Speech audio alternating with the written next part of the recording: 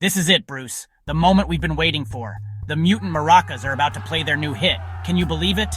The fire crackled in the grand fireplace of Wayne Manor, casting a warm glow across the room. Bruce Wayne and Dick Grayson relaxed on the plush velvet sofa, their faces illuminated by the flickering flames.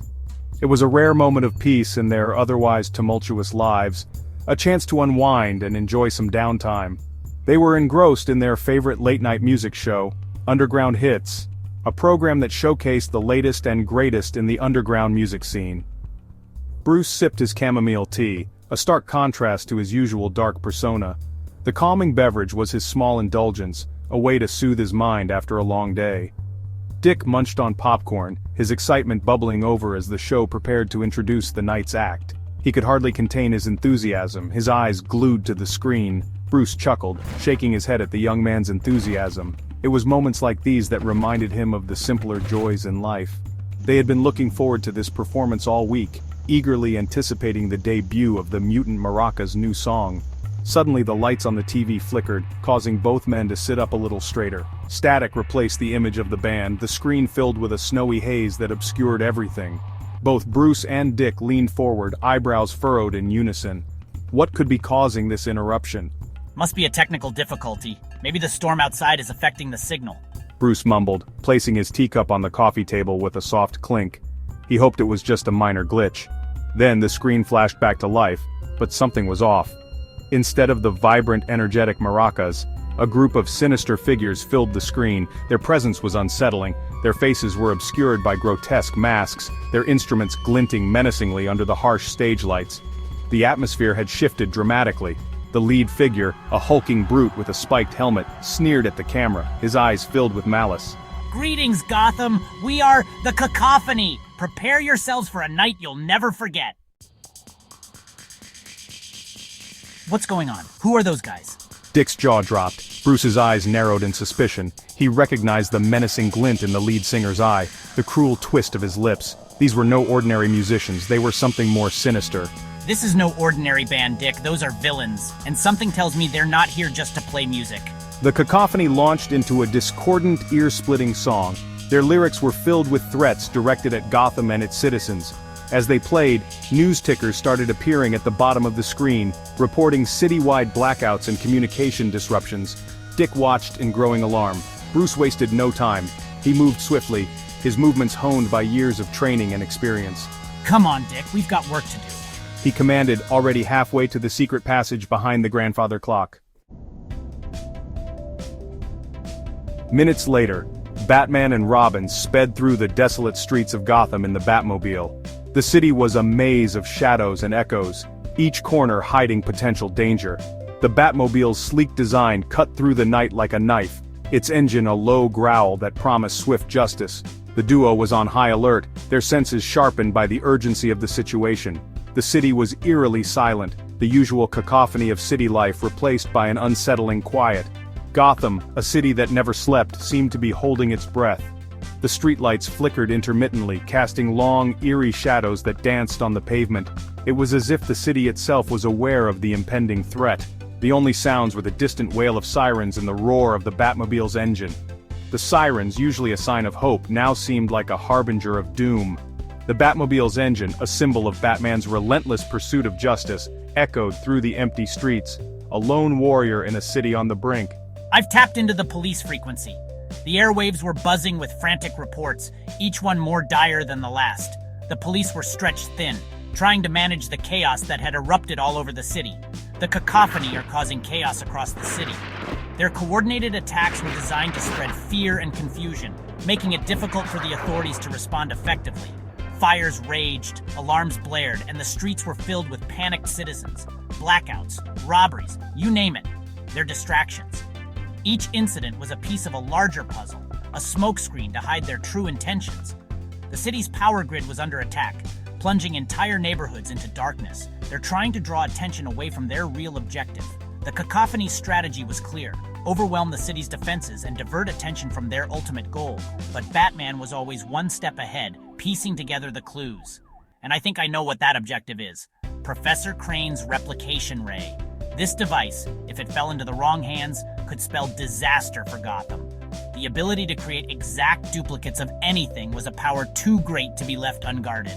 Professor Crane, a brilliant but eccentric scientist, had been working on a revolutionary replication ray. His work, though groundbreaking, had always attracted the wrong kind of attention. Villains from all over had their eyes on his invention. It had the power to create exact duplicates of anything, a tempting prize for any villain. The implications of such a device were staggering. Imagine an army of duplicates, each one as powerful as the original. The balance of power in Gotham could be irrevocably altered. Batman had suspected Crane's lab might be a target and had increased security measures, but it seemed the cacophony had found a way to circumvent them. Despite the advanced security, the lab was vulnerable. The cacophony's expertise in infiltration was unparalleled. The situation just got a whole lot more dangerous. With the replication ray at stake, the stakes had never been higher. Batman and Robin knew they had to act fast, or Gotham would face a threat unlike any it had ever seen. The Batmobile screeched to a halt outside Crane's laboratory. The night was eerily quiet, save for the distant hum of the city that never sleeps. Batman and Robin exchanged a glance, their eyes reflecting the urgency of the situation. They knew something was terribly wrong. Batman and Robin were met with a scene of chaos. The lab, once a place of meticulous order, was now a whirlwind of destruction. Papers fluttered like wounded birds, and equipment lay in disarray. The duo moved swiftly, their capes billowing behind them as they navigated the wreckage.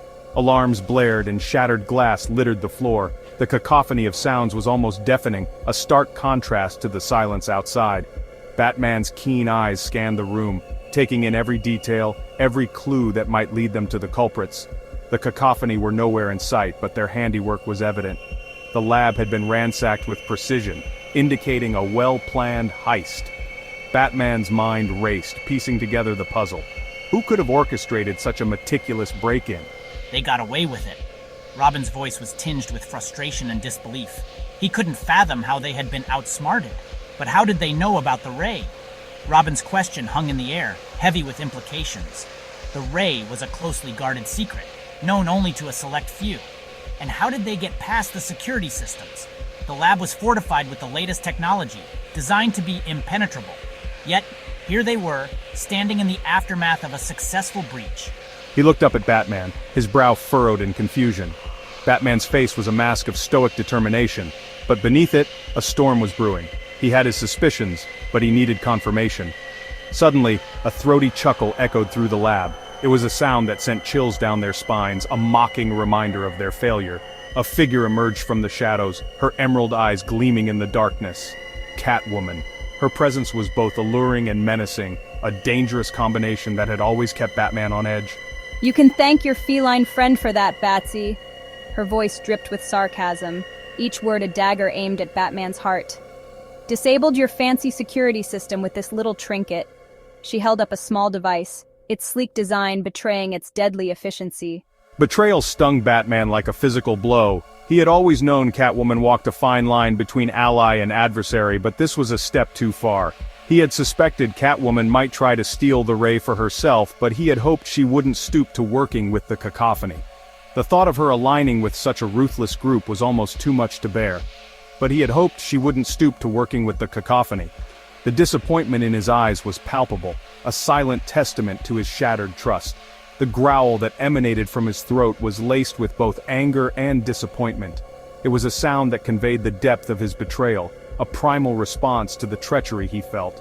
He had miscalculated, and now Gotham would pay the price. The weight of his mistake bore down on him, a heavy burden that threatened to crush his resolve. Catwoman, ever agile, tossed the device into the air and pressed a button on her wrist. Her movements were fluid, almost graceful, a stark contrast to the chaos she had unleashed. A cloud of thick smoke filled the lab, obscuring her escape. The smoke was dense, impenetrable, a perfect cover for her getaway. Catch me if you can, Bats. Her taunt echoed through the smoke, a final challenge that hung in the air long after she had disappeared. She called out, her voice barely audible above the hiss of the smoke detectors. It was a haunting sound, a reminder of the chaos she had left in her wake. When the smoke cleared, she was gone. The lab was eerily silent, the only evidence of her presence the lingering scent of smoke and the devastation she had wrought. Batman stood still, his mind racing with thoughts of what had just transpired and what it meant for the future of Gotham.